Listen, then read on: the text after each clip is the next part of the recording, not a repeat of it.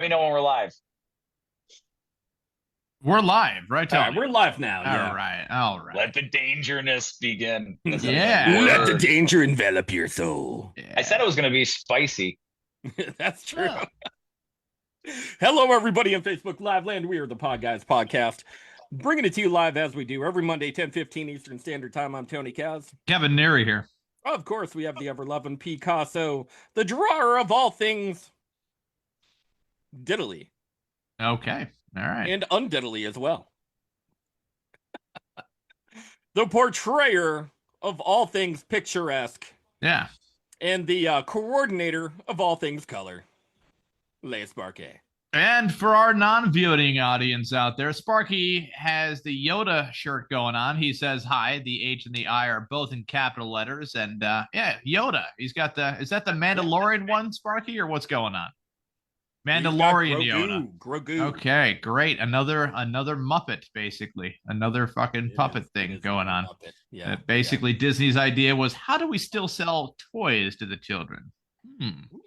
Yeah, without having a woke agenda? How dare you? Yeah. Maybe we have the toy have a cell phone on him, and the kids could kind of play like that. Tony, we got a fourth square going on here. We do. We are joined today by the ever sexy Markie Denebaum. I'm just all I'm trying to do is just this image. Yeah. So I have like these people who absolutely downright loathe me. They think I'm evil incarnate. Okay. So they might do shit with this. They might comment on your stuff, but they absolutely hate me. And I'll give you a guess on what box they fit into. Ooh. People in boxes. Mark Denebaum, host, creator, inspirer of the What a Week podcast. Yep. And if you're not subscribed to it, do it now. Go on Instagram. I love the clips on Instagram. If you're on TikTok more, go on TikTok and do it. I think you're on TikTok, right, Mark? Yes, TikTok, Facebook. Yeah. All of them. Oh, I love all this TikTok shit. Interesting one-on-one interviews. If you don't have time for the whole episode, just check out some of the clips because they're very well edited all around. But right now, who's doing all your editing? Is it Dan or? You want to know a trick? Uh-oh. You got it's a robot, right? All AI. All of it. The whole thing. Yeah, I don't have the time to like go through a show and be like, oh, this is like, if it was like, oh, this is good. I'm like the opposite of a narcissist, if that makes sense, because I'm like, oh, this thing that this person said is so cool, and this thing that this person said is so interesting, and I would have 700 clips, so I just subscribe to this thing called Opus. Okay. And Opus is you literally upload it, the episode, like you just give them a link from YouTube or Rumble, and then 20 minutes later you have all your clips, and then all you gotta do is schedule them. You could literally do that while you're taking a shit. Yeah. You hear that, Tony? That's some shit talk right there.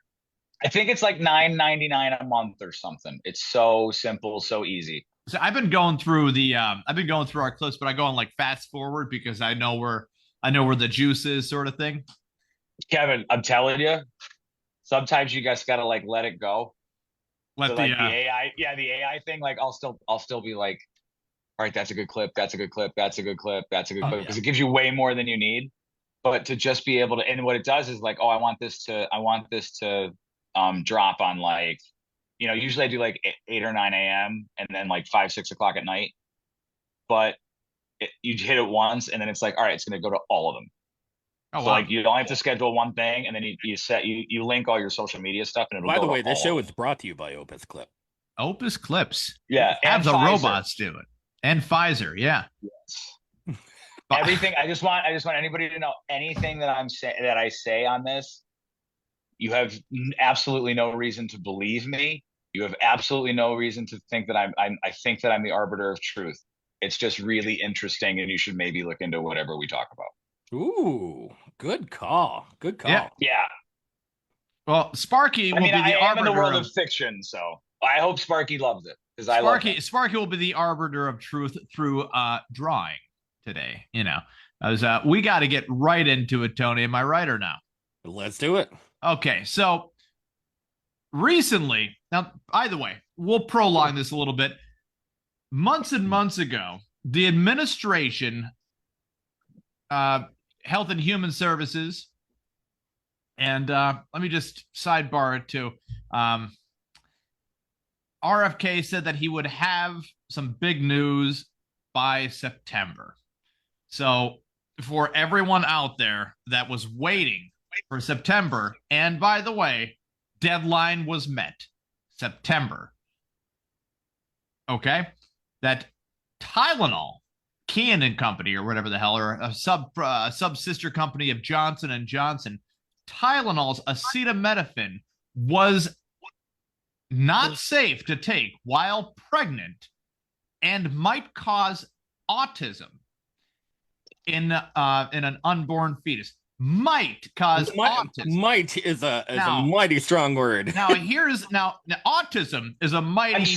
I'm so happy we're skeptical about what they said causes autism. Well, let me get into the squirrely definition of autism, because it's so. Imagine a door that swings any which way you want it to if you want to give out a disability check. That's not just bipolar disorder, that's autism as well. Imagine a pharmaceutical company that has leftover medicine that just didn't sell. Well, that's also good for bipolar or autism, because we didn't sell it doesn't mean that you can't still be forced to buy it. And if your children aren't sick at all, we'll make sure that they get fucking sick, so that way you have reason to keep us in business. It seems to me over the last 30 to 40 to fucking forever, we haven't had one human that has been always healthy or somewhat always healthy going through the recommended vaccine scheduling list, okay? Every year we get sicker and sicker and sicker, and more vaccines and more diseases keep being put into these vaccines right when you are gaining an immune system. And that's all that's being said. There hasn't been much proof that vaccines have prevented any disease that they are trying to prevent, such as the polio myth. Now, polio is always brought up. I've brought it up before. Last time Mark Denebaum was on the podcast, I brought up, what about polio? Because what I knew at the time about vaccines was the same as everyone else knew about vaccines. They have a little bit of the disease in there, and your antibodies reflect it, so that way it can better fight it off. That's what I thought. That's what I was told. That's what we're all told, okay? Going from that point, that is what we're all told. So we were all told a lie, okay? We were all lied through. You have formaldehyde is in the polio vaccine, and triglycerol was used and introduced around 1990, and the reasoning for it was so that way pharmaceutical industries wouldn't have to continuously sanitize their area. They can cut on labor that way and stick it into people. Worst case scenario for them is a vaccine injury happens and they get to sell you, the family, through your insurance provider, more shit because they injured your baby or your family. And if there looks to be mental disruption and you don't have a clear enough before picture, a before and after picture, then they will just say the baby was always born like that, and this is a genetic thing, and you're a fucking idiot for thinking that one thing happened and then a cause to effect happened. Am I close to being right on this one, Marky, or no? I believe the student is now the teacher. Okay. All right. Good. So anyways, so that's what I thought as well. I've been vaccinated with the Johnson & Johnson COVID vaccine or whatever. I needed to travel as well. So I figured no big deal. Get the damn thing. Who cares? It's just going to help my body create antibodies against a very ambiguous disease that is fatal towards 90-year-olds. But then again, gusts of wind are fatal against 90-year-olds. Everything is fatal against a 90-year-old. Now, can I lay down some factual information? Yep. 1 out of every 36 kids is identified with autism. Okay. 1 out of every 12 in California, boys. 1 out of 12. Yeah. Well, yeah. 241% higher than baseline stats in 2000. 241%. Yeah, that means nothing. That means nothing. Nothing. Yeah. Don't think about that. Because it's an inflated, it's a very inflated situation. By the way, that people can make money on. There's no there. I'm not saying, well, put a pin in the idea of incentives. Okay. We're going to pop the pin in. Boys are 4 times more likely to be diagnosed than girls, by the way. Some areas have higher average prevalence rates, such as California, 1 out of every 26, and South Korea, 1 out of 38. Interesting. Now, although autism can be diagnosed before a child reaches the age of 2, most kids are diagnosed by the tender age of 4. Interesting. Okay. Now that's kind of suspicious. No. Look, I mean, when you see like a number like that, like if your water bill went up that much, you'd be calling the water company. You would, yeah. They would think there's a leak, maybe. Or like, hey, am I paying for my 3 neighbors' water too? You would think that there would be an inherent problem with the utility. We'll use that method. I don't think that you should call the neighbor that brings up that question a conspiracy theorist. I just think that's really fucking curious why my water bill went up that high. Just saying. True. And now, not necessarily that this has happened in the United States by any means, but you know, the water company, the gas company, the cable company, they charge people for a lump sum for 12 months and split it amongst 12 months, even though you may not use that amount. You actually still get charged. Kind of weird. All right. So we're going with 40% are nonverbal. 40% nonverbal autistic. Yeah. For those at home, that means they don't speak. 0 speaking. Much like Sparky. Like, yeah. But like Sparky can like speak. Sparky. Sparky will try not to make loud, quick noises. Yeah. We'll try not to scare you. Yeah. But he does have something on the board right now. We're going to flip to that before I flip to the next fact. Sparky's big board says, what do we got? Tylenol is bad for everybody. Go back to the pond. What about the strawberries? What about the strawberries, George? What about the strawberries? You'll see. You don't like it. Your whole body starts falling apart. You don't know who you are. My best Peter Fonda right there. Yeah, I had no fucking idea who it was. It was great. Oh, yeah. Peter Fonda was, is on Golden Pond. Oh, no. Catherine I get Hepburn. it now. Yeah, I get it now. The point of impressions is you shouldn't have to explain it. Yeah. I'm not very great at impressions. I tried. No, not many are. Don't worry about it. I try my best sometimes now. Peter Fonda. The RFK though one, it is like a Catherine Hepburn, but like in a stranger, more important octave. Yeah. Well, Wolf's blood out for Santa Claus. So kids wouldn't fucking die. What the fuck? What? Why would you do that? Holy shit! I like pantsuits. Yeah. True. Fact number two. 44% have an average or above average intellectual ability.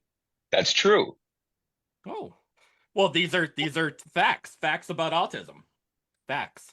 You said higher intellectual ability, right? Higher intellectual ability. Correct. Like think of the 80s classic Rain Man. Very much so. But when it comes to when it comes to like 8, like counting to 4 toothpicks on the ground, it gets a little messy. Yeah. Fact number 3. Well, not number 3, but 31% have an intellectual disability. Yes. Intellectual disability. See how this door fits any situation. Super smart. Autistic. Whoa. Doesn't know shit. Also autistic. Okay, guys. Pick a fucking lane. You can't. Kevin brings up a very wide spectrum. He does. Okay. All right. So now this is not a knock for anyone that has autism. This is not a knock for anyone that is for or against the whole autism spectrum. Yo, who the fuck is the for autism group? For autism group. Yeah. The for autism group. I went to Mark, hold on. First of all, it sounds like a really shitty barbershop quartet because there's four of them. RK's on it. Yeah, they're like, whoa, autism, yeah. They all want to blow into the harmonica, you know. Yeah. Bobby, you got a beautiful falsetto. It's all right. Yeah, keep going. This is fun because all right. 36. I don't think much of it is a lie yet. No, that's okay. That's okay. 36.5% of autism caregivers use the ABA. Oh, what's that? What is the ABA? American Basketball Association? Like, you know. I think it's the autistic. See, for those at home, this is called fact checking. Oh, it is fact checking. Yeah, we're gonna try it out. You know, those are three letters that could practically mean anything. But you know what we won't do? We won't just make up shit. We're gonna fact check it. Applied behavior analysis. Okay. Evidence-based therapy for children with autism that teaches new skills and discourages problematic behaviors by systematically applying principles of learning and reinforcement. So it's kind of like the care. Correct. The guideline for care for autism. Okay. Yep. So 36.5% of autism caregivers use the ABA to kind of diagnose autism and learn and care for them. Learn and care for them. Correct. Right. That means 70% don't. Correct. 64.5% do not. We're all about the numbers here. Yeah. You know. Yeah. Now, 20% of caregivers give CBD.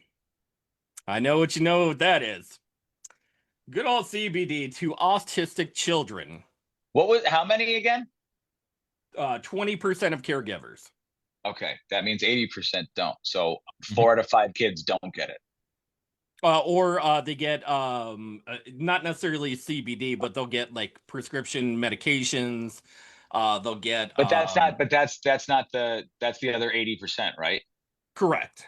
Okay. Correct. So there's a big mix in between of the 80% that get different things besides CBD. Yeah. So a lot of them will get like medications or Okay. Correct. Okay. Now, autism prevalence has increased 317% since 2000. What would be a really interesting number is the increase since the late 80s, early 90s to now. Oh, that'd be interesting. So in 1986, I think I know what Mark's getting at there. 1986, vaccine makers such as Pfizer, Merck, AstraZeneca, Johnson and Johnson, you name them. I think they also and I'm not trying to cut you off. No, I think back then a lot of those companies were different names. They were, and then throughout the years, they either get bought or turned into something else. It's like, I forget who just bought Bayer, but it's still Bayer, but their parent company is something else. AstraZeneca is Bayer, isn't it? Yeah. Also for those at home, those were the makers of Zyklon B during World War II at the fucking whatever you call those. Yeah, they were working in part with Nazi Germany to experiment medicine on female, concentration camp prisoners. And remember, it pretty much did the genocide. Remember, Dr. Mengele was a doctor. And he also had friends and associates. And trust me, the pharmaceutical reps were around him. Now, Mark, is it? I feel like it's a generational thing to one degree. The blind trust that is put into doctors, and not just from one generation. Normally, people that are born in the 50s, 60s, and sometimes the 70s have a blind trust and blind faith into everything that the doctor says, and they're very much afraid to get a second opinion because why waste your time? We've already had to schedule an appointment at the doctor's, and what a pain in the ass. And we've known this doctor. Why would he lie to us, or she lie to us, or any of the doctors lie to us? Why would this be a thing? Now, there comes a time where you do question a doctor, and a doctor is taking offense to it. That, in any other profession, you would brush off and say, well, if you are taking such offense to this idea, you must not know what the hell you're talking about, or you have such poor people skills that you shouldn't be in this profession at all because it involves people on people. When these vaccines are being explained to people, now here's a refusal form for vaccines. Have you ever seen one of these, Marky, or no? Yes. So the refusal form for vaccines, a refusal form legally binding, has to be 3 to 4 sentences by Pennsylvania state law. That is a fact. It is not legally binding if it has explanations of stuff and they need it just for record's sake. So that way they can send it to insurance companies who can relay that information back to pharmaceutical companies who can relay that information back to Child Protective Services. Okay? If you choose to not vaccinate your child, the attempt will be to kidnap that child and vaccinate the kid anyways, because they want a 100% customer basis, okay? That is what is wanted. This isn't just the customer base for the first vaccine. This ensures the immune system is forever compromised.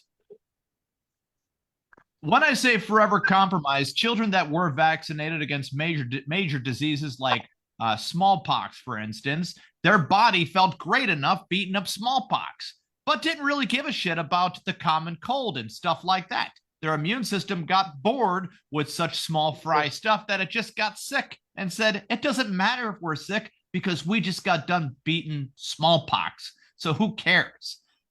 Sparky's got something there on the big board. Marky, you correct me if I'm wrong on any of those immune system things. Well, I'm not. Look, I'm not. Also, guys, I'm trying to share the fucking thing.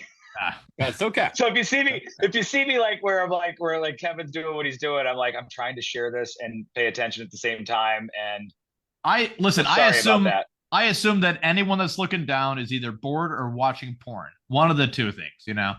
Well, I mean, can you be bored watching porn?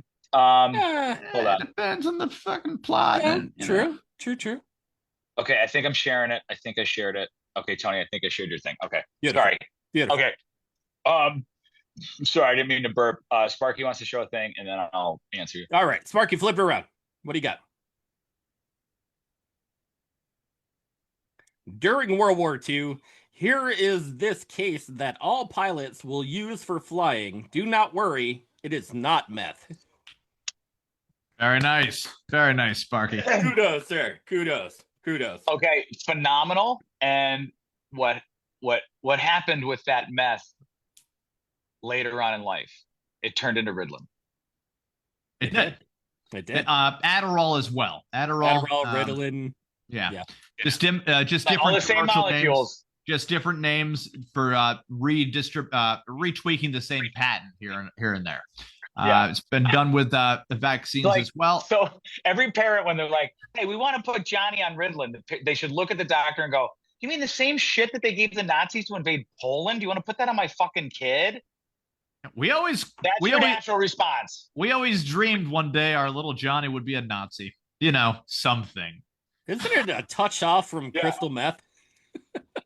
It is. Dude, it's like a molecule away. Yeah, it's a molecule. Yeah, you're getting that. So in the diet, they're getting the Diet Coke of meth. Diet Coke of meth, yeah. So fantastic. I mean, now think of it like this. The scientists were like, wow, these meth heads are super productive, except when they reach that 16-hour threshold and they get kind of tweakity and start ripping their own skin off and eating each other. If only we could fix that part of it, we'd have a pretty good, chance of getting children to read more. God forbid. What the fuck? Wait, sudden turn right there. To read more. Yeah, as soon as my kid got into my cocaine stash, hypothetically back in the 80s, right? As soon as the kid got in the cocaine stash, he really got into books and shit. Link? Absolutely. So what do we do? Do you want to hear a crazy conspiracy theory that goes along with that? Absolutely. Do they teach cursive in schools now? Okay, I think I know where you're going with this, but they do not. Can any of these kids read cursive? I mean, if they use their imagination, I'm not going to say what the kids can or can't do, but majority of them can't. Yeah, no fucking kid who isn't taught cursive is going to be like, you know what I really want to learn how to do? Read cursive. More cursive. Mm-hmm. Yeah, that's what I'm missing. But between fucking Roblox and TikTok, I really want to learn cursive. It's interesting that none of this next generation, the majority of them, can't read the actual script of the original Constitution. Yep. Yeah. And if they did, there is a clause in the Constitution that says, hey guys, all we were just talking about? Fuck all that. We could say fuck all that with this one clause. I call it the fuck all that clause. And that kind of leans into Scalia calling it a dead document, closer to realistic than ever. When every state has their own state constitution that has to somewhat reflect the federal constitution as well, your rights can be violated at the drop of a hat before you're even given the chance of innocence by an officer if they damn feel if they feel like it. And these cops, by the way, they're working 16, 20, 30-hour shifts sometimes. They're tired, they're irritable, they're underpaid in some situations. And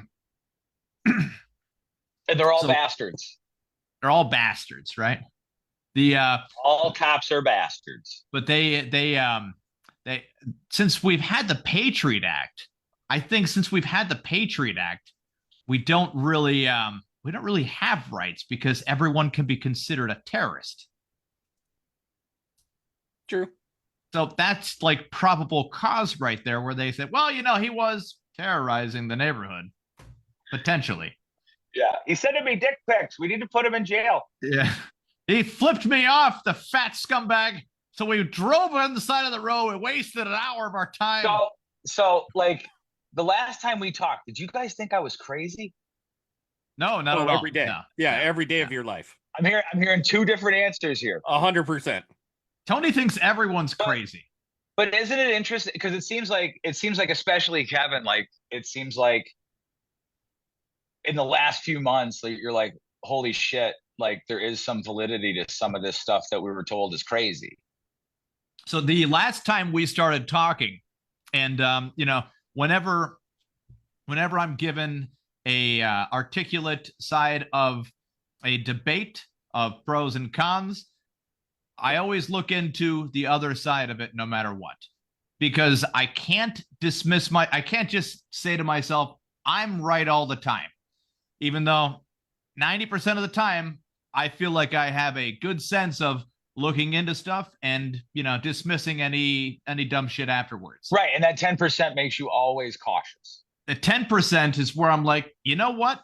I don't feel like it was just one thing said or another thing said.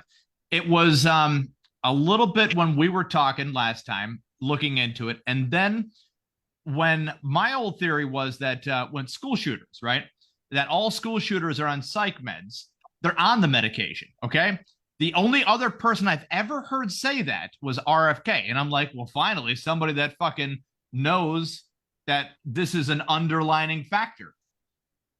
And then he started talking more about autism and vaccines. And the one thing I kind of looked into is where every parent, and if this was a murder, if this was eyewitness stuff, everybody has the same play-by-play. I want everybody out there to listen to this right now. Every single one of those parents that have had Kevin, fucking preach. I will.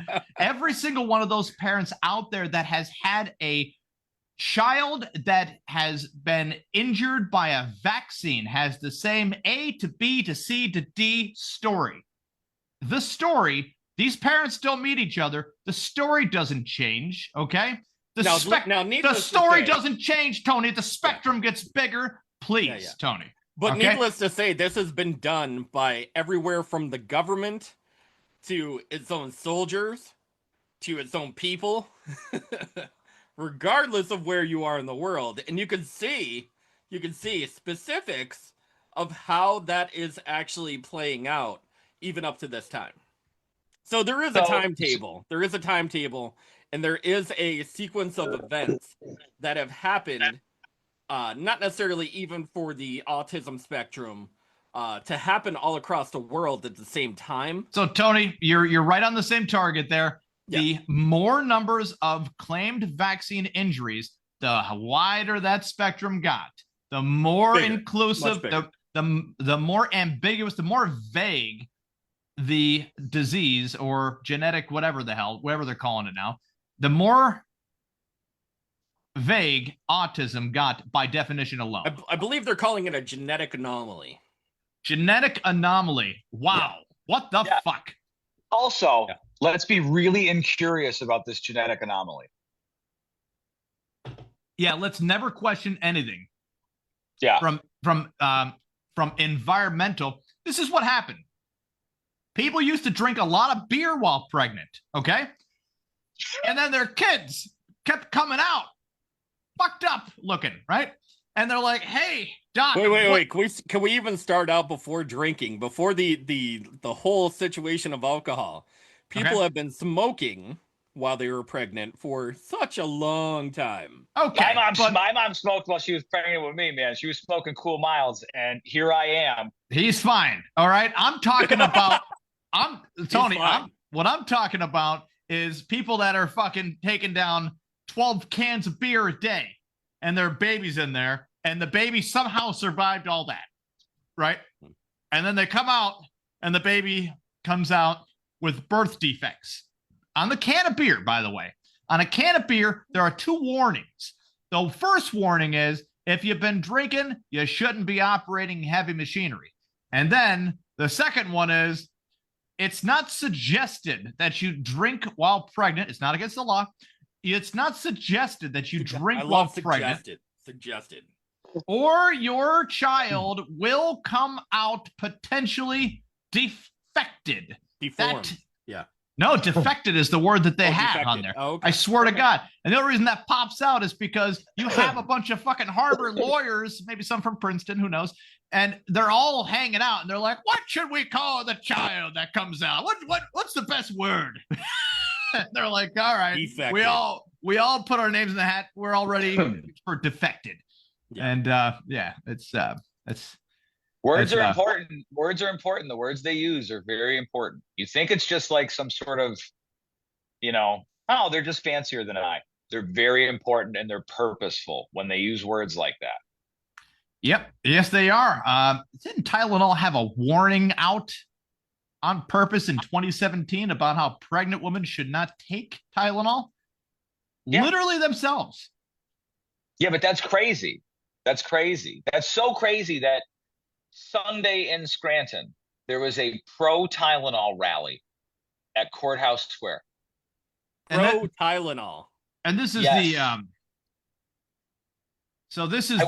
I drove by it on purpose. Oh, you didn't stop by? It was supposed to start at 11. I got there at 11:05. There were 2 people. I felt really bad. They actually made signs. Okay. Vaccine save lives. I think I saw a couple rainbows somewhere. And then I'm like, oh, this is a bust.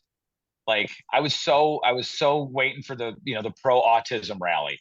Now hold on. Cameras. You're waiting for a parade. So I came back at like 11:30. It grew to like 8 or 9 people, and it was not unexpected.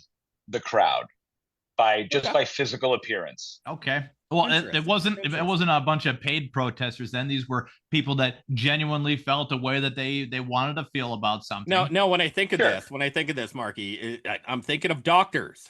Were there doctors there? No. People dressed in any type of medical wear? No. Oh, no. I mean, I think I saw somebody on a dog collar, but okay. I didn't see anything else like that. Okay. It's really strange to me that like these cohorts of people, right? And it's not everybody. Like, here's the thing, like there is like I think we can all admit that there is some sort of strange mental occurrence.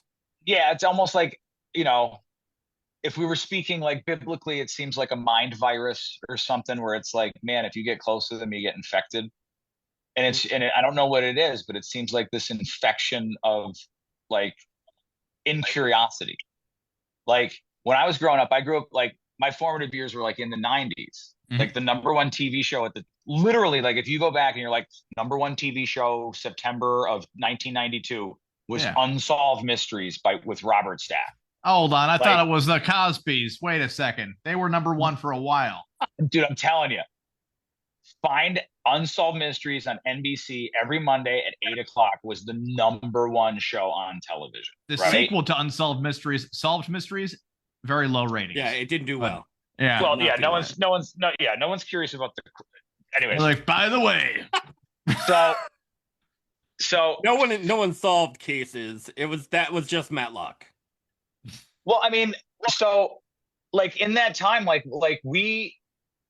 they question things like, so when you have a show that's the number one show on TV and it's about unsolved mysteries and there's fucking UFOs and Bigfoot and whether Sirhan actually killed RFK, which is the first time I ever heard that was on NBC, that Sirhan might not have shot Robert Kennedy, right? That means that the entire country, that was the show they would go to. Now, other shows that have held that esteem is like MASH, Seinfeld, like it's the number one show. So it's the one, so people talk about it, right? And then all of a sudden, it seemed like we can't talk about things. Like, and at that same time of Unsolved Mysteries, Oliver Stone's JFK came out and it was nominated for like 13 Oscars. Well, people are very tough to unroot from their opinions. But my point is somehow they got unrooted. Like between the 90s and somehow like in the early 2010s. Mm-hmm. Yeah. Can we say somebody pulled that root out? Can we say that curiosity killed the cat, kind of? No, because never in human history, as far as we know, have we ever been able to be accessible to basically like the Library of Alexandria. But you're right. And unfortunately, the reason why I say curiosity killed the cat is because as a group of people that were so curious about what's happening around them, they've turned away from curiosity and they listened to other people. Therefore, But why? Like, that's my. Because it was easier. It was easier to get information. I think I got your answer. I don't think there was a collective dumbing down. I think that. I do. It was willful. I think 100%. There's not collective dumbing down. Not to say that this is rampant around the world, but there is a rampant dumbing down of society, and not necessarily happening right now. I would listen. Every generation thinks that the younger generation is dumber than they are because they have more technology and it's a little bit lazier and it's a little bit easier. I mean, technology has something to do with it. I think technology is just the new tool. Like, there's always a tool. So you say every generation gets dumber, right? I think where I disagree with Tony is thinks that, yeah. So where I disagree with Tony is I think it's willful. And I don't mean willful like on like the body populace. I think it's willful by the forces to have an incentive to have dumber, incurious citizens. Well, Because then they can get away. Then they literally can get away with fucking murder. Anything. Well, they can. They can and they have, Mark. They can and they have. So what they've done, is a form of subconscious hypnotism. Okay, through chemical warfare such as neurotoxins like fluoride. Now they got everybody with the phones here, right? Now you got the phones, and you could put something on such a frequency on a phone or a TV. Nobody listens to the radio anymore, so it doesn't really matter that way. This has been documented, studied, written down for people to read, but people don't care. People don't care. Yeah, Continue on. Ever since ever since the early 60s with MK Ultra trials, do you wonder what happened to those people? One was Ted Kaczynski, another one was Charlie Manson. The Menendez brothers' parents were also involved in the idea. They became child molesters. There was remote viewing done by the Manson family after the during the whole MK Ultra stuff, and the remote viewing was trying to find the worst person in Hollywood, who turned out to be Roman Polanski, a horrible child pedophile, once upon a time ago. Still lives in Poland, still alive, and Poland will not give him up. So it is not the dumbing down of society. I think it has to do with the brainwashing or hypnotism, because people do not just conform from being so curious to being so told what the fuck everything always is and always having to believe it from one side of the aisle only, ever. Compared to the other side of the aisle, by the way, here's the fun fact, rug pull for you, who said the same exact fucking thing and they're against it. You realize that is when you know you have somebody under some kind of weird fucking spell and they're not snapping out of it. They're not waking up. They're staying with their group and they're staying rooted in whatever the one side is saying. Now, let me preface this by saying we're not pointing out any particular side. We're not particularly pointing out one particular class of people.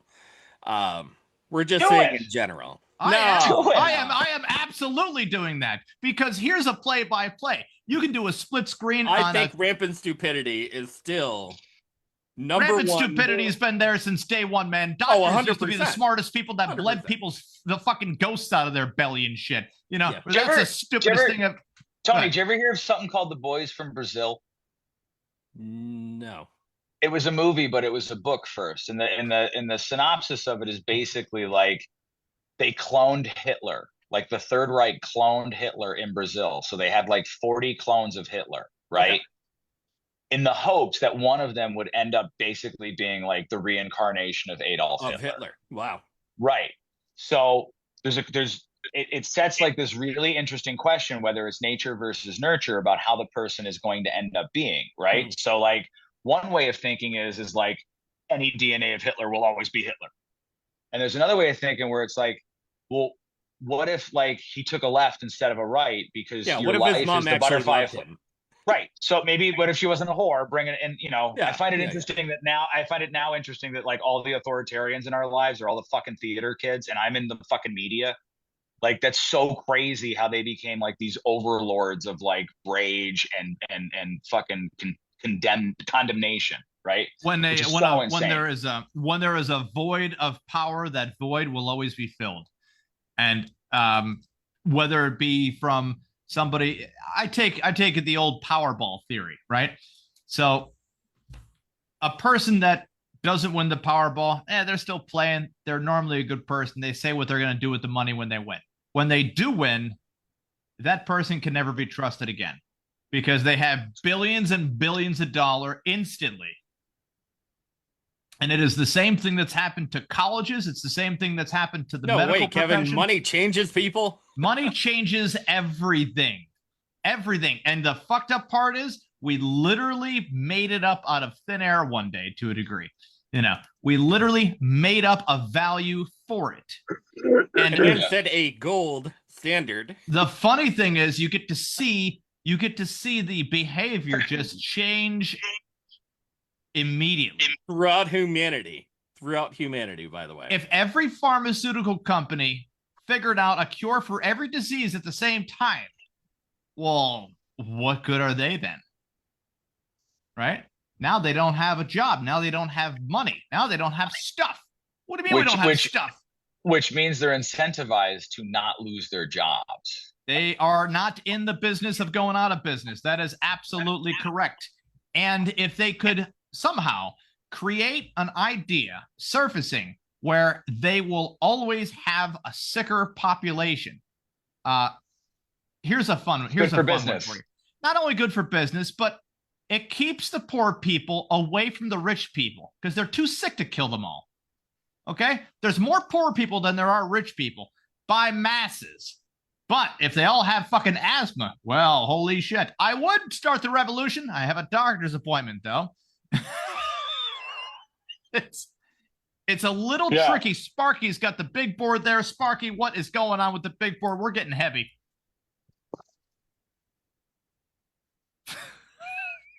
Thought of unsolved mysteries. We will figure out RFK Jr.'s accent. I do not have an accent. I don't have an accent. I have to get... Sparky, pull it up a little bit. Pull it up a little bit. Come on. A little bit more. The strawberries. Strawberries. Tim Dillon, comedian Tim Dillon does a really good RFK. He does, yeah.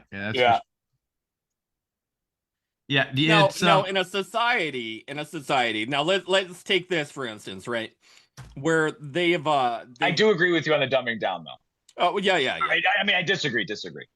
Well, I agree that it is a dumbing down of societal standards, and the only reason why I say that is because of technology. Number one is not necessarily making everybody dumb, but it's making everybody have a crutch on getting smarter to achieve the goals that are put by societal standards. So when I say that, I'm not saying that people are dumb as in, what you do? No, but I think in curiosity makes you dumb. To get you there. Yeah. Nowadays. Well, as far as in our time, there wasn't that type of situation. It was a little bit harder for people. No, look, since the beginning of time, rulers, leaders, government, the authority, whatever you want to call them, has always looked for ways, to move the flock of people in a direction for some sort of incentivized, people in power psycho idea, right? Sure. So I don't think my disagreement with you on the dumbing it down thing is I think that whatever that top of that pyramid is doing it to us, and we have no idea that it's happening because, just like you say, like a distraction or whatever, like this is a dopamine shot in your brain, right? Which is your reward center of your brain. And I think that they know that and when I say they, it's like, it's, the bureaucrats, the technocrats, basically all the people, like the George Carlin Club, that it's a big fucking club and you're not in it, right? All those people, right? And the crazy thing is like, in our small little town, we know all the people from all the different walks of life. And you're like, oh, they go get coffee. Oh, they go to dinner together. Oh, their kids play soccer together, right? Don't think for one fucking second that all the people at the top of the pyramid don't do the same shit that the people at the bottom of the pyramid 100%. Do. They go to lunches, they talk about, they trade stock tips, they talk about how they can, some of them are really interested in like, how do we wipe people off the planet?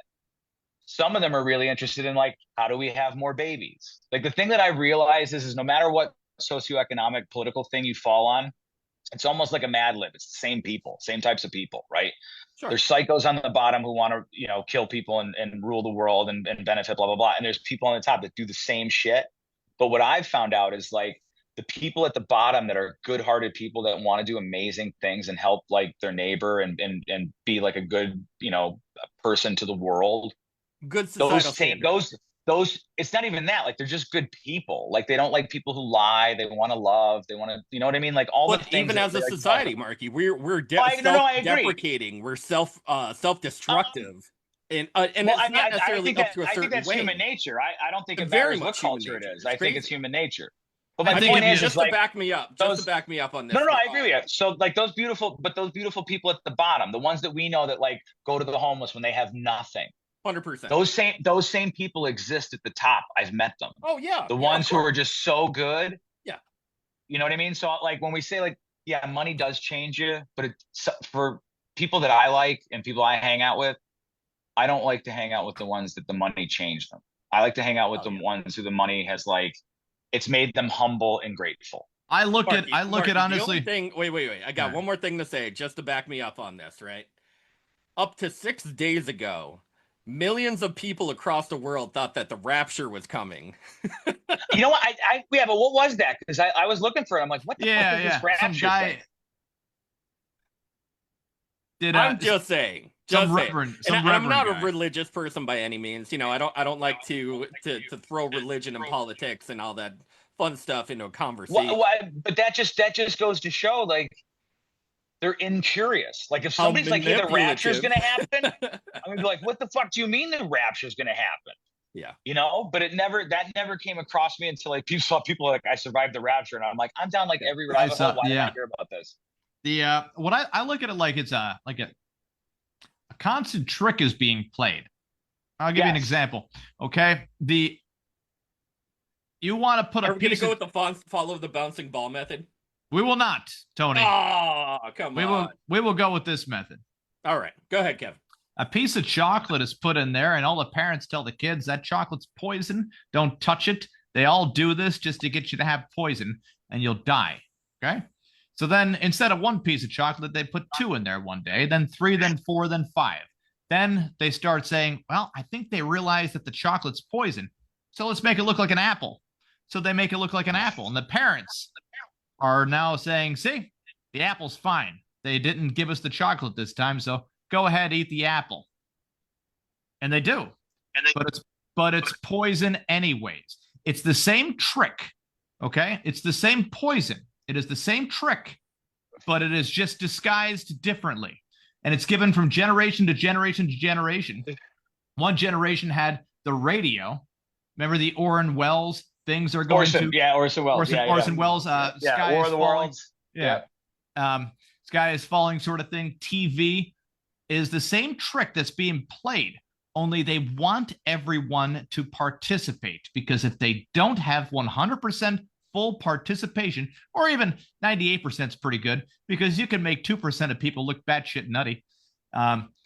If you don't have a great majority of people participating in the conversation or in the trick, then you don't have pure protection from the top end. There was an example I tried using one time of the man who invented money. And he invented money and decided, well, since he invented it, he should have the most of it and distribute a little bit from here to there, right? So people caught wind of this after a week. They said, hey, our lives are shit. Why do you have all the money? And he says, well, you know, God blessed me with the ability to create money, so I should have it. And if you do anything wrong to me, well, God's going to see you doing it, and you know, you'll have to suffer the consequences. Now, half the crowd bought the bullshit and half the crowd didn't. So half the crowd left, and there was only half the crowd left. And they said, we're not buying your bullshit. He says, well, whether you believe in God or not, the rest of you here that are willing to kill me, how about here's some money? And pay them the fuck off, because he knew he could just print money anyways. Moral of the story is people are being lied to, and the people that take the lie will walk away.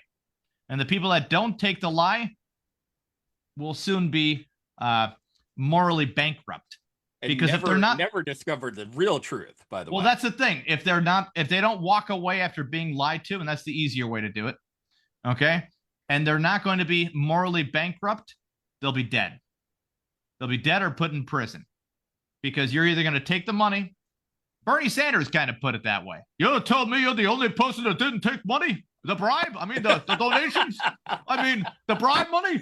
I took the bribe. I mean, donations. By the way, Marky, isn't it amazing that he said that? Isn't it amazing? What's that? Isn't it amazing? That's a good Bernie Sanders, bro. That's a good Bernie. That's like a John Lovitz quality Bernie Sanders. It's pretty good. Not bad. Not bad. That's isn't it anti-big pharma, We got to get after these drug companies, the insurance companies, blah, blah, fucking blah. But when it came the largest recipients, one of the largest recipient of taxpayer and pharmaceutical money. When it came down to it, Bernie Sanders and Elizabeth Warren were dressing down RFK Jr. They were dressing him down about not taking money. It's crazy. Are you to tell? Bernie Sanders said the quiet part very loud. He says, are you to tell us that we're not supposed to trust any of our doctors or medical institutions? Yes, that's correct. Now you're getting it. You know what? One of the most amazing things RFK says. He goes, "My father always told me that people in authority lie." They absolutely do. And that's just the fact. And there's a big problem. Now I'll read off what happened real quick. Sparky, you okay, buddy? He's getting there. Okay. Like a thumbs up. Oh, he's got a thing. Oh yeah, he's got another one. Yeah. This is from Jesse Berlin. Wait, do people comment and like call in and shit? Yeah, people comment. We got some commenters. Yeah. We got some. This is from Jesse Berlin saying, "Agree. I'm reading through and finding several studies that also looked at ibuprofen and found no association. Lots of comments and limitations of the individual studies about residual compounding and confounding by indication. Can't dismiss these concerns, but there appears to be some specificity of the association. Can't get around the compounding by indication issue, although at least one study looked separately at specific indications and the association didn't go away. We should continue by phone if there's no more to discuss. Enjoy Philadelphia. I've only seen the terracotta worries myself." And then there's a rebuttal down here. It looks like there are a bunch of papers. I have a response to that when you get to it. Absolutely. Looks like there's a bunch of papers from 2016 that we somehow missed. Many of them by Lou et al. Remember when we contacted the group and they never got back to us? They did get busy, though. I was going to take Friday off. Bruce and I are spending the weekend in Philly starting Friday night. We're finally going to see those terracotta warriors. It's his birthday, and I'll be working some Friday. The meeting about this Monday a.m. Let me know what you think. Blah, blah, blah. It's email about Jansen. Go ahead, Mark. So what was the first comment? What was like the first two sentences of the first comment looking at the studies, right? Yes. So there's no correlation, right? Okay. So here's something to think about, right? So Tylenol, what it does is it affects something in the body called glutathione. Glutathione is the body's natural antioxidant, right? So what glutathione does, and a lot of newborn babies are sometimes they are deficient in glutathione and sometimes they're fine, right? But what the acetaminophen does is it diminishes the glutathione, which is the body's natural antioxidant. And what vaccines have in them is something called an adjuvant, right? The thing that your body needs to recognize to respond to the whatever the biologic is in the vaccine, right? Which is usually either a dead virus or something called a live attenuated virus, right? So here's something either done by egg or by fetal tissue, yes, aborted fetuses, yes.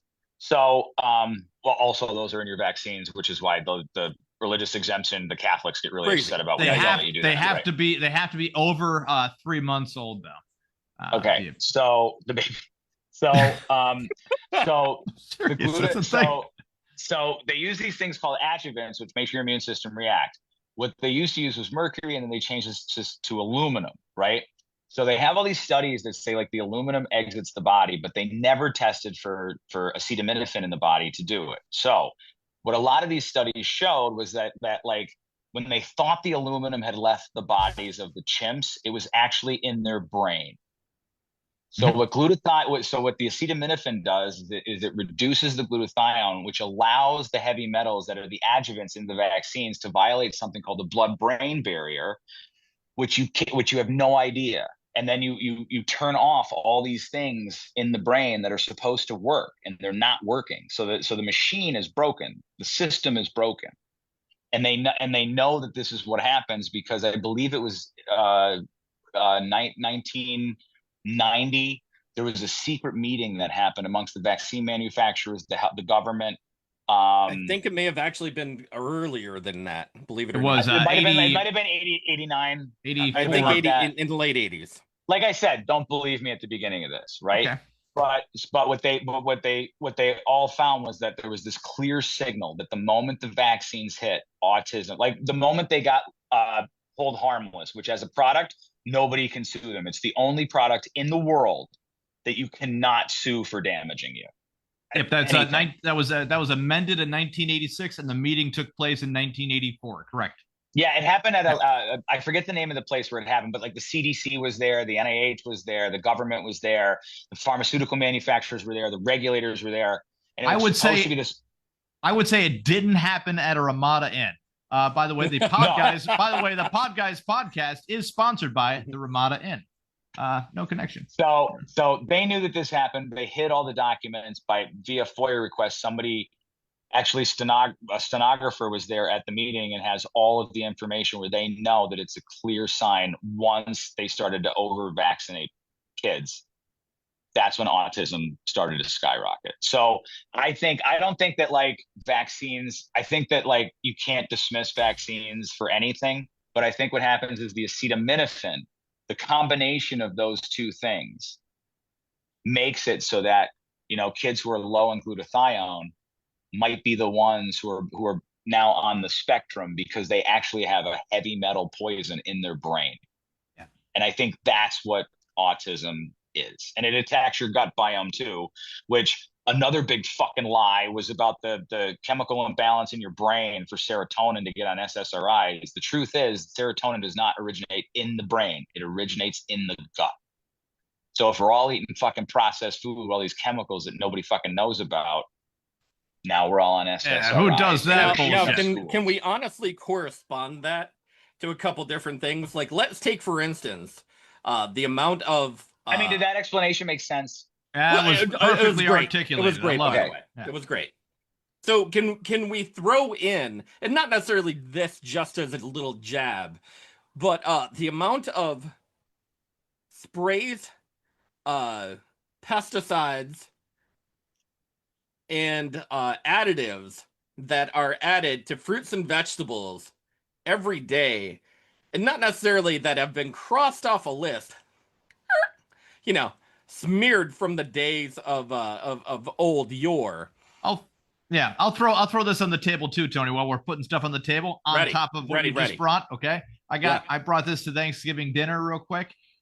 The people that were getting polio back in the day and all smallpox, their immune systems were already more than compromised with the lead being blown in the air constantly, coal pollution, pesticides being just whatever, willy-nilly, throwing kids in the mines to dig for coal as well. They're just like, did you ever hear the theory on polio? The pesticide theory, correct? Yeah, so that was this Forrest, I forget his name, but he wrote this book called, I think it was called the Moth and the Iron Lung. Yeah. Right? Did you hear about all this, or I just don't want to like repeat? I have heard about it. I have heard about it, but our audience has not. So go for it. Okay, so his theory is this, right? Is that I'm going to try to explain this as fast as possible. That's okay. This is just a theory, by the way. Theory. Okay, so his theory, and it makes a lot of sense, is that in the 1880s or something like that in New England by Boston was this Frenchman that came over who wanted to harvest silk moths to start a business, to be a small business, right? Yep. And the silk moths weren't creating fast enough. So what he did was he imported gypsy moths, which were not native to America, right? Mm-hmm. Some of the gypsy moths escaped, and anybody, especially in Northeast PA, knows anything about fucking gypsy moths, is they eat everything, right? So what happens is these gypsy moths get out and they start eating everything in New England. So they have to come up with some sort of pesticide. So they have to get rid of the gypsy moths and make sure that their crops aren't shot, right? So what they started spraying was, I believe it was arsenic and barium, because one of the things would kill the gypsy moths, but you needed something to make it stick, right? Perfect. So you have these, which is a pesticide. So if like when it rains, all pesticides go away, but if you put these things together, it'll survive a couple rains, and you have now more efficacy of your gypsy moth slayers, right? So it's polio. When it was when we first heard about it, like 1800 sometime. I'm not a pro. It affected things that should not be affected by a virus. It affected humans and animals. There is no evidence of anything that affects animals and humans at the same time. There's no other virus out of trillions of viruses that does that, right? So polio is very unique in its diagnosis, right?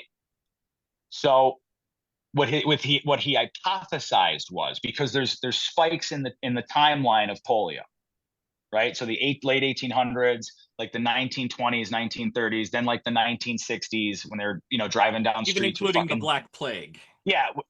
And they're driving down streets, fucking spraying kids in the face with DDT, right? Yeah. So you have these spikes that happen, and you can correlate shit like the DDT stuff that like our grandparents remember to these outbreaks.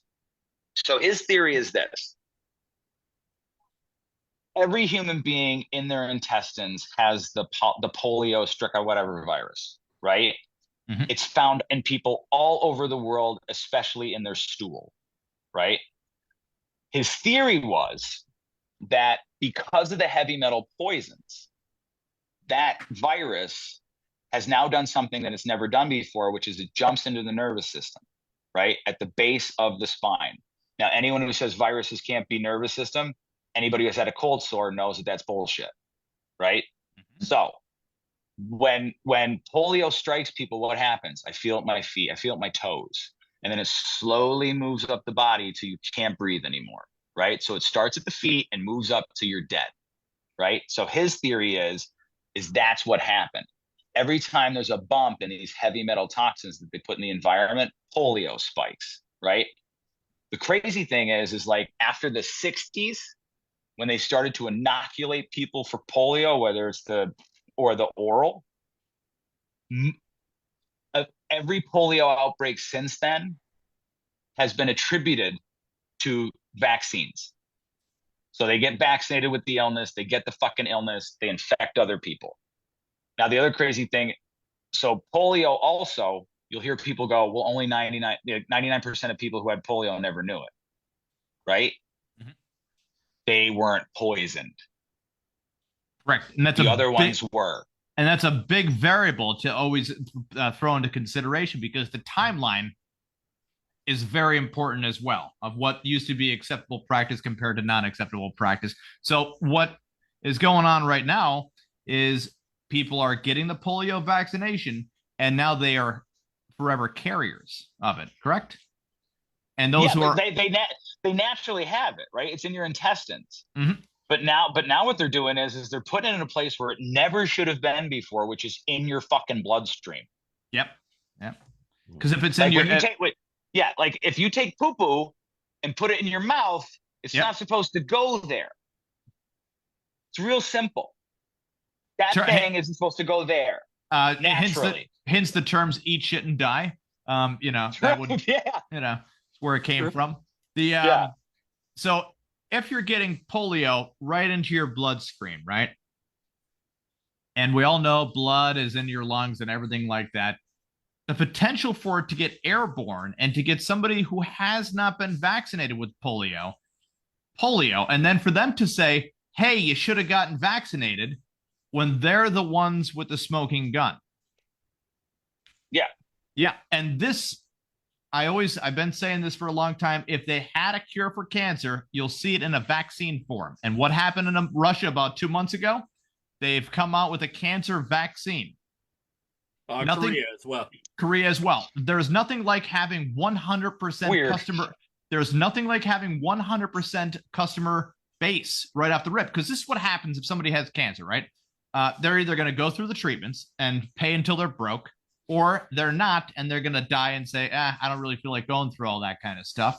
Or they're going to go through all the treatments and they're not going to pay a dime because they don't have any money anyways. Because cancer has been affecting people in much higher polluted areas and poorer areas for a long time. What is the most effective, and this isn't like a trick question. Okay. What do you think is the most effective deterrence for cancer? Diet. So can we agree your immune system? Oh yeah. Oh yeah. Yeah. Okay.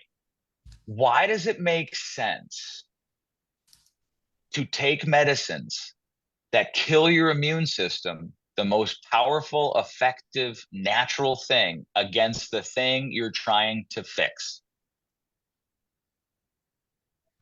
So it doesn't make sense if you're trying to solve the problem.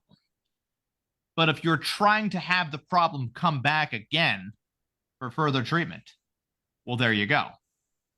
But I think the population has gotten so big that pharmaceutical companies have said to themselves, I wonder if we just got everybody's money when they're born, because who is going to say, I don't want my kid getting this cancer vaccine? That's basically wishing cancer on your kid. You'll look like a horrible parent. Kind of onto something there. Just never have I ever really seen somebody say, well, I got cancer, got it treated, and I've always felt great ever since, no matter what. No, what the crazy thing about it is like, if you talk, like, all of us have someone in our lives that we either know in our family or, friends of friends or friends of ours that have been either A, diagnosed, or B, have sadly passed away from it, right? Most of the people that that go through their treatments, when you go to, unfortunately, when they pass away, the thing you mostly hear is that, like, it wasn't the cancer that killed them. It was the treatment. It was the treatment. Yep. Like, and we all walk around going, like, it's like, it wasn't the gun that killed him, it was the bullet. And then they're like, oh, here's a bullet. And we're like, oh, that makes sense. Like, they scare you into this. Like, I just did a podcast. Remember Nikki Stone? She was on WILK. Oh yeah, yeah. She's the best, right? So we just did a podcast like 2 days ago. It was really serendipitous. If you guys believe in God or not, I believe in the universe, whatever you want to call it. The universe kind of brought us together for this, which is really cool. So what I do with our episodes is I upload them as unlisted. So like during, the 2-3 days it takes me to listen to it, I'm like, okay, it sounds good. I don't sound stupid, blah, blah, blah. So I put it up unlisted this afternoon, which means nobody had the link. And YouTube gave me a strike, a community guideline violation for our conversation because Nikki was diagnosed with cancer and refused to do the radiation and the chemo. And she went basically like a holistic route. And it was at like that exact moment where they hit me for like medical misinformation. So like, we can't even really, like, I'm surprised that this is happening right now. Yeah. Like that's like, doesn't that scare the shit out of you? Wait a second. So you got what some people would call, not me, you got Jimmy Kimmel over that? Because now Marky, Jimmy Kimmel lost everything for a couple of days. And, I mean, all of his, except YouTube, TikTok, Instagram, all other. Or his fucking show. Yeah. He lost basically just his show for 1 or 2 or 3 days or whatever. He literally went on vacation and the country's having a meltdown. Yeah. He is, in light of, Charlie Kirk being assassinated alive on TV. We talked more about Charlie Kirk than we did the murder of a man in front of fucking millions of people. Yeah.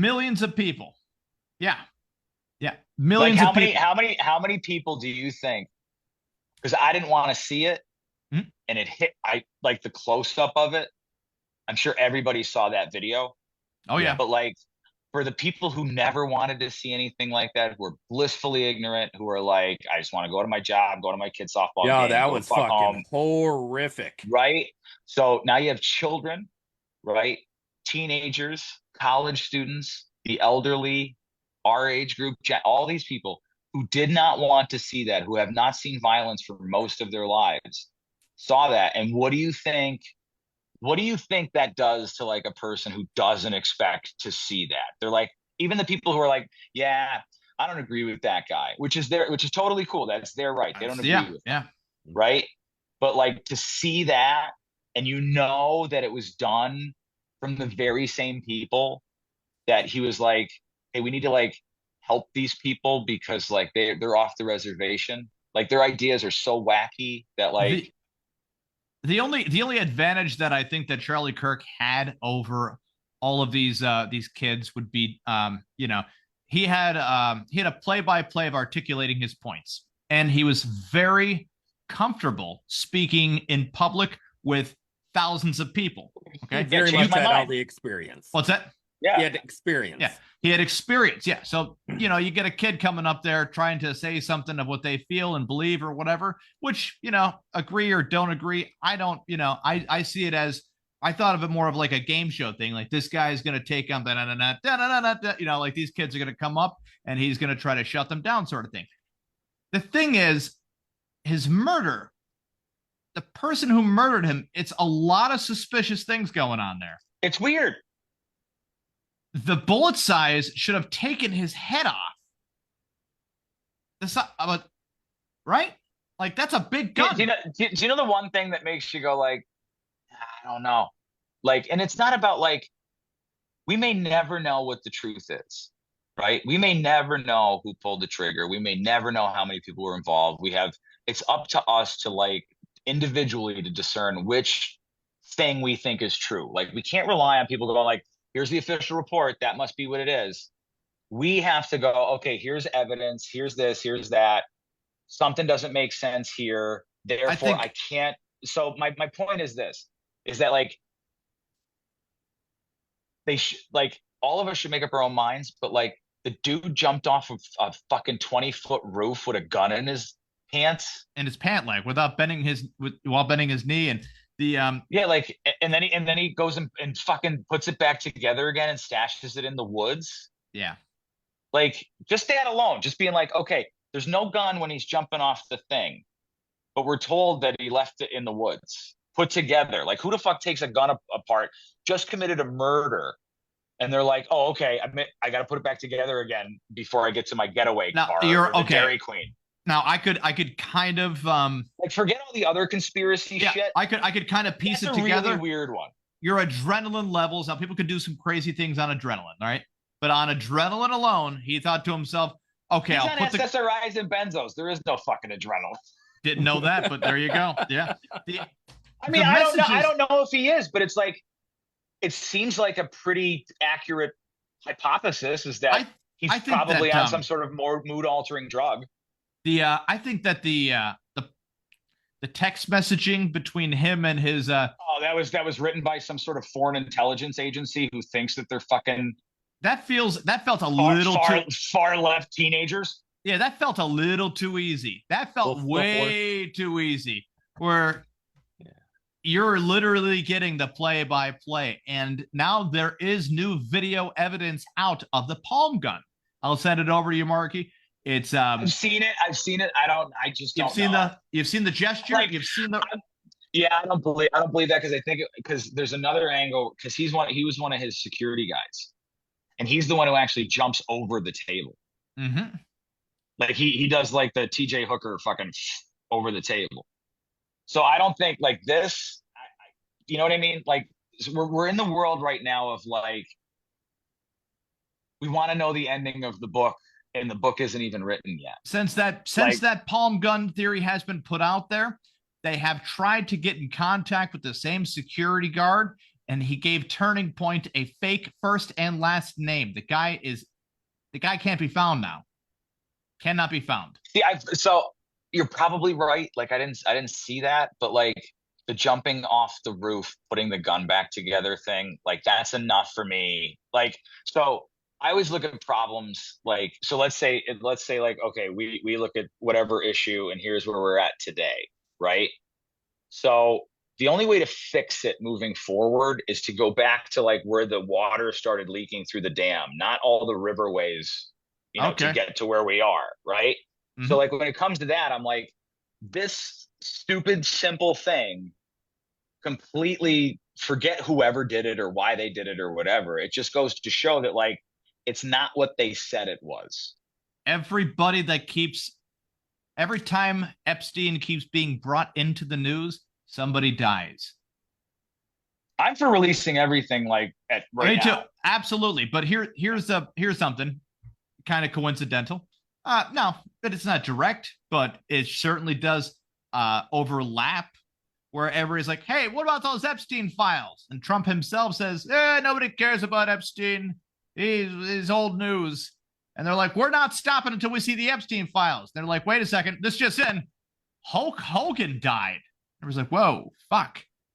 That's sad, I guess. What about those Epstein files? Anyways, about those Epstein files, we need to see them right now. God damn it. We're not stopping until, what the hell do you mean? Charlie Kirk was shot and murdered. What the hell? All right.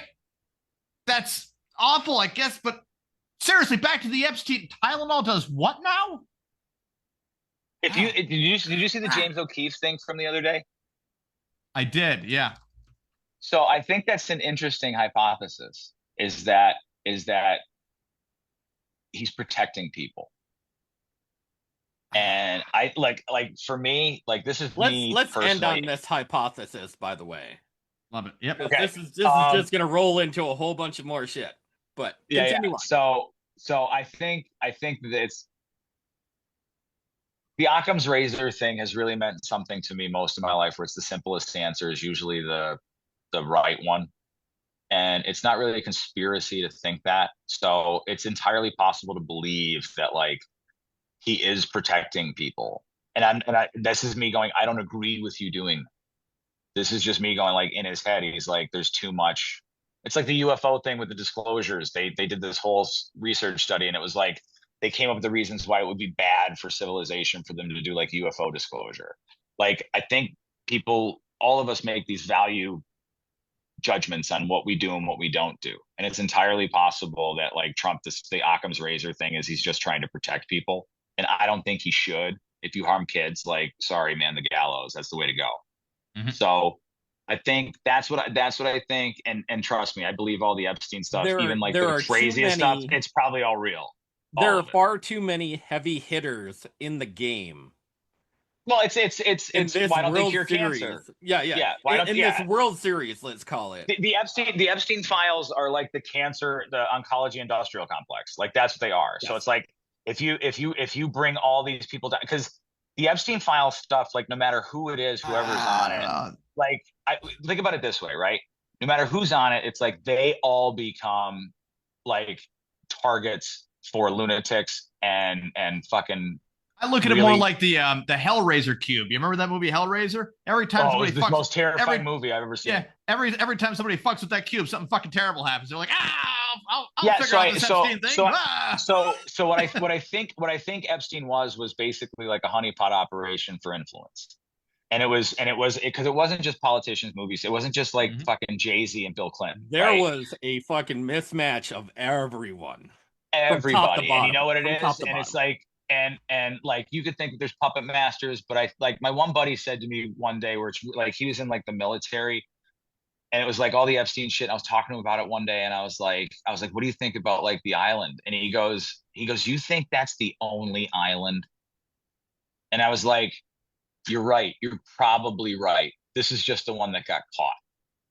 They even got they got Stephen Hawking, but they didn't get the person who really controls Stephen Hawking.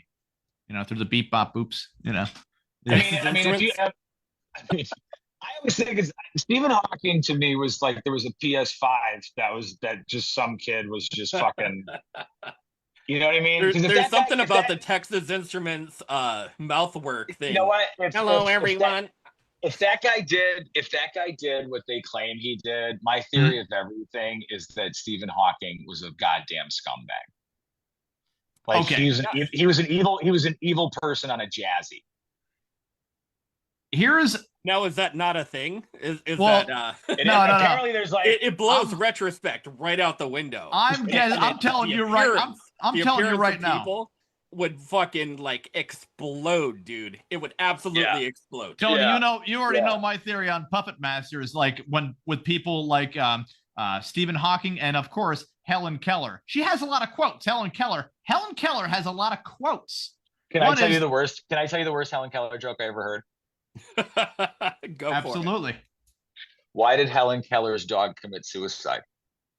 Don't know. You would too if your name was. Yeah, horrible. Markie Denebaum, by the way. Dude, wait. I heard that joke in grade school from grade school kids. Yeah, the best and most beautiful things in the world cannot be seen or ever touched. They must be felt with the heart, says Helen Keller. Okay, first of all, I'm calling bullshit. Miracle workers taking her on the fucking road and, saying that, guess what? This girl over here, she's blind and deaf, but I can make her talk. And everybody's like, I'll pay $1 for that shit. Sideshow bullshit right there, Mark. I guarantee it. That one blew my mind when I was like, wait, Helen Keller's stuff wasn't real? Like, it was all a con? I was like, you gotta be shitting me. And then it was like, oh, Anne Frank might be a con. And I'm like, what?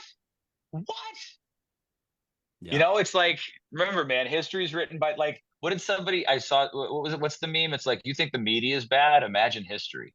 Oh, God, yeah. Yeah. I mean, even throughout the major storytellers in history, let's even take Christopher Columbus that we've talked about, throughout our tenure here at the Podguyz Podcast. One of the most genocidal maniacs of all time. But don't tell that to an Italian. He's their Jesus. No, yeah, of course not. He's that's why they put, that's why they put Columbus statues near pizza shops. Yeah, It's a strategy right there. Now, Columbus was with polio-ridden blankets. He would rape. Rape everybody. Columbus was probably the wrong guy. I would say he's the wrong guy. What about all the good things he did? Well, hold on now. I don't think he did anything good. No. Mark, here's the thing. He went to Italy and he says, I want to discover the new world. And the Italian government said, that's outstanding. What are you going to do when you get there? Rape. And they're like, whoa. We're not all about that. What do you think we are? Spanish? And he says, Spain? So he goes to Spain and they're like, God, thank God that guy's out of here, right? So he goes over to Spain and he's like, I'll need one boat. And they're like, what are you going to do with this boat? And he says, what he's going to do. And they're like, so you're going to need more than one boat. Oh, yeah. They leaned into it. I'm like, God damn it, Spain. Well, he went the first time and he said that he was a mild-mannered spice dealer. Yeah, that's when you know some shady shit's going on. Yeah. Oh, yeah. I knew some mild-mannered spice. I knew some fucking bat salt dealers that weren't so mild-mannered. And they refused to sell spice. Different generation, though. And then when he came back to Spain with slaves, and not necessarily as much spice, they sent him back the second time to dominate the free new world. Which is crazy. I never went down the Columbus rabbit hole because I just never once I realized that people might have been in the United States a lot, like America, not the United States, but America. I think, I'm the guy that thinks that South America and North America they've been homes to ancient civilizations. Huge. Yes. So I don't think I think Columbus was just a period of time where it was like a low, and then he's like, hey, you forgot about authoritarianism, so we're gonna come over here and we're gonna be your friends, right? And you guys are gonna give us stuff, right? Yeah. I think of I just never went down that rabbit hole. I think of every rabbit hole. I think of every Columbus, kind of, excavate, kind of like a cold open on Law and Order SVU. Kung, he's just coming in there, true. And they're like, oh, hello. Yeah, it's like Kung, and it's like Plymouth Rock.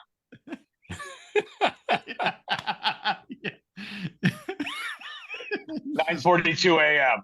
He's just like right there, and of course it's still Elliot and Olivia because they got to carry the show. you know. Yeah. Mariska Hargitay, you know. Yeah. And they're just the big bucks. They're just in the Pilgrim uniform. It's just like, you know, and Ice-T has to have his one line like, what kind of scumbag would do something like this? On an unrelated note, right? This is really funny. Brooke Shields, Caitlyn Jenner, and Mariska Hargitay have all been linked to look alike, and they've been coming out recently as far as like people seeing them out in public and be like, "Oh, Brooke Shields, that's Caitlyn Jenner." Holy shit, you're right. All three of them look alike. All three of them look fucking identical. Do you think Caitlyn said make me look like Mariska or Brooke? Oh shit, I don't know. That's a good question. I think the surgeon was like, first of all, let's try woman. All right, let's try that first, and then does he still have his pee-pee or no? I think he still has it just in case the Olympic calls again or whatever. I think he still has. I'll tell you what, it. man. Wheaties missed an opportunity to put Caitlyn on the cover. I think it's did they? Yeah. Oh, I didn't know that. All right. Yeah, he was originally on the one of the originals for the cover of Wheaties when he was in the Olympics. I know. Well, what about Bruce, when he was like Caitlyn? He was, but was Bruce. Caitlyn? Yeah, not Caitlyn, but Bruce. Yes, that's what I'm talking about. They should have put her on. Agreed. I like Caitlyn. Yeah, no, Caitlyn, she's got her own, female golf line at No Dick Sports Goods. Yeah, the No Dicks the No Dicks. Yeah, no. That's a good one. That's hacky. It feels hacky at best, but the Sparky's already hiding. Sparky hates now, it. we all need to remember, like, because everyone forgot, is that Caitlyn Jenner killed a guy. Oh, yeah, that's right, by the way. Yeah. Yep. Caitlyn's not in jail. And got away with it. She was probably the reason for why he died. When you are getting your sex changed to be a woman, you are also a worse driver. There's a side effect. Yeah, so that was coming. I knew that was coming. I'm like, Kevin's gonna do it. It's have to, man. We gotta end the show. We gotta end the show. Yeah, it's taking a deep dive. I had fun, guys. I hope you did too. Thank you. Yes. Sparky, I'm gonna unmute yourself. He doesn't say anything. No, well, I had to mute him. He gets a little bit of reverberation back, so that sucks. Sparky is the live studio audience sometimes who, just shows, looks of judgment on everything that we're saying. God bless you, dude, for doing what you do, man. It takes a lot of constitution to do that. Sparky, where can you find us if you're looking for us? You can find us on every single major streaming platform, including iHeart, Spotify, Spreaker, Deezer, CastBox, Pocket Cast, GeoReel, Facebook Live, YouTube. You could also eventually find us on the Roku channel. Going Roku. Are you on there? Yeah, we're getting there, dude. We're loading this one up, and all episodes coming on there. So is that a pain in the ass, or a little bit of a pain, but not too much? We just have to bleep certain curse words that some people like to say a lot. Really, you have to edit the curse words out. You got to edit a little bit for Roku. Yeah, just self. They'll never. Wait. So they'll put what we talked. They'll allow what we talked about on Roku as long as we bleep the curse words. Correct. Yeah. So everything that we talked about, Roku's like, yeah, that's fine, but you just can't say like because people would be subscribing to your Roku channel. Yeah. So it'd be 24 hours. Okay. It'd be 24 hours of the Podguyz, and then after X amount of views, they start pushing one or two more popular episodes onto regular Roku TV. So really, that's awesome. Yeah, so it gets integrated. It gets integrated into the idea. And it's on a 3-month. Not to say look into it, Marky, but there's a lot of stuff even for the entertainment realm, movies, commercials. I'm like the worst self-promoter ever. This is why we're here. Marky. Listen, man. I just you know what, dude? All I do is I love talking to people. I love the biggest problem. Please don't stop. No, we never will. The biggest problem is the least talented people are great at marketing. And you're like, it's always the devil's bargain that you have to make. Yeah, like, oh wow, the poster looked great, but the show was garbage. Yeah, this podcast sucks. Why are they getting 40,000 views? Yeah. We've seen them. Sometimes they're just paying for the views. They're paying like, You think bots. so? Oh no, I know 100%. So. Yeah, because really? TikTok offered to pump up our views to 9,000 if we paid them $5. Now my cheap ass is like, fuck you, man. I'd rather 9,000 real people, but real people are influenced by 9,000 fake people, where they're like 9,000 views, something's going on here, and they'll click on it. They did an algorithm. So what you're saying is they can fudge statistics. Oh hell yeah! I'm saying that the funny thing, for money, only for money though. They won't do it for free. Yeah, and not necessarily even through TikTok. There's an algorithm through TikTok. If you actually put on the amount of content, and regardless of the time of content, if you put in 10 videos a week, I think it's roughly right and about there. The amount of followers and views that you would find even at 10 videos a week, crazy, astronomical numbers. So what? It bumps you up in the algorithm if you put 10 a week? 10 a week. Interesting. Yeah. Yeah, they want to pay for part.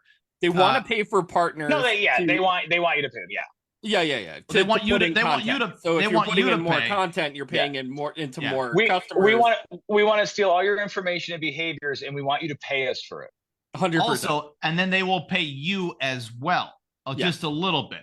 So imagine having the a bunch of so instead of people going to audition, they're all like, why don't we just have them always audition, make money off of it that way, and then the best of the best who pay us, maybe we can give them some back and continue the never-ending ego. They've incentivized all of us to be a different booth at a goddamn carnival. 100%. Absolutely. Yeah. And we're all like, hey, cute. I got the likes, and we're like. The only thing that inspires me is looking at somebody else and be like, these guys suck. I'm actually surprised because Marky, as of right now, like we're classified even through Facebook as content creators. Well, I mean, you're doing that. Yeah, so of course. It's not this is content for people. Yeah, I mean, so are dick pics on OnlyFans. I mean, that's considered. True. But I think you guys are doing a public service. I don't think that like what you're doing is like clickbaity. I think that like you guys have interesting people on, and you have like a really cool dynamic between the three of you. Yeah. No offense to y'all, but Sparky's my favorite. Sparky's everyone's favorite. He's for everybody. Yeah. He's the punchline that exists, to. But he keeps it going because you can get in a conversation loop with a lot of this shit. Like he keeps you guys going. It's a necessary thing. When we were going earlier, when Sparky first started drawing things down and showing pictures. He's really and all in charge. Nice you guys are all fucking brainwashed. Yeah, no, he's got a flip phone, so he's probably right on that one. True. If he's sitting back there at his fucking Mount Doom, he knows what he's doing. That's why we call Sparky the general. He is the puppet master. You're a good man, my friend. You're a good man. All right, guys. Make sure you tune in every Monday, 10:15 Eastern Standard Time. We are the Podguyz Podcast. I'm Tony Kaz. Evan Neary here. Of course, the ever-loving Picasso. How I Played Dr. Marco Polio Strawberries. Bringing it all back. The best for the last. How I Played Brilliant man. Playing doctor. Excellent. Make sure you guys tune in every week. We'll catch you next week. Same bad time, same bad channel. Good night.